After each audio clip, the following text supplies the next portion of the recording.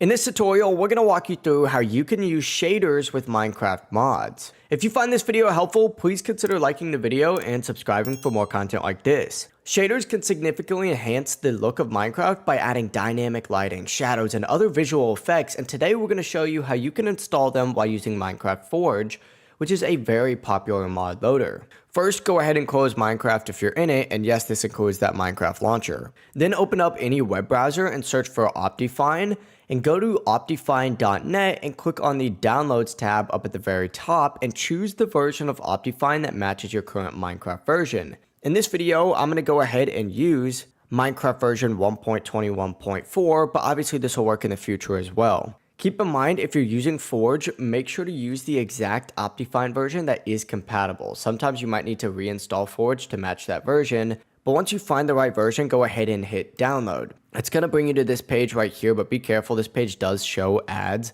So make sure you just wait for this countdown to go down and then hit skip in the top right hand corner to avoid fake buttons. It's going to bring you to this page right here. Once again, there's a lot of ads on here. Just hit download up at the top and it's going to automatically start downloading right up here. Up next, open up a new tab and search for Minecraft Forge and visit files.minecraftforge.net.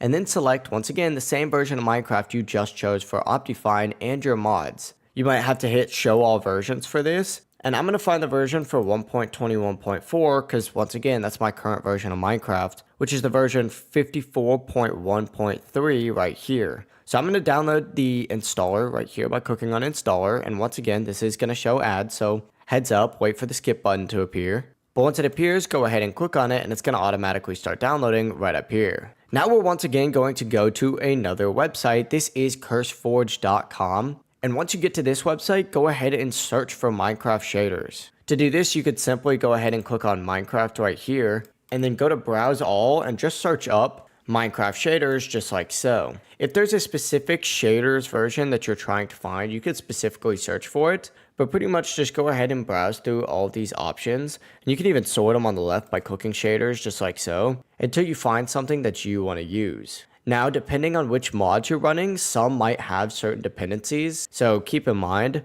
you want to download shaders that match with that. I'm going to go with this one right here.